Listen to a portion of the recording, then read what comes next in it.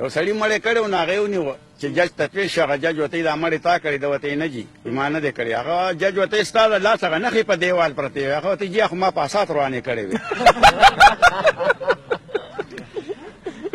او بل یو پښتون سینما کې ناست و فلم یې کته.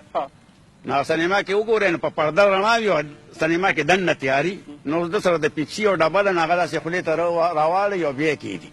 10 منټه پسې روچته کړي او بیا یې کېږدي.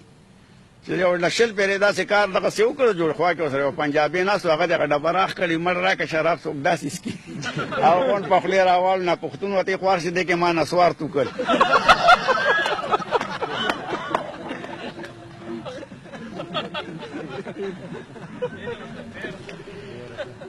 او یو غیر دینه مړو نو ښځې ورته جړلې چې یا سړیه او داسې وطن ته روانې چې بجلي نشته ګیس نشته اوبه نشته اوړه نشته چای نشته غوړي نشته. نو یو ماشومه لورې وله راغله ویې ولې مورې دا پاکستان ته روان دی.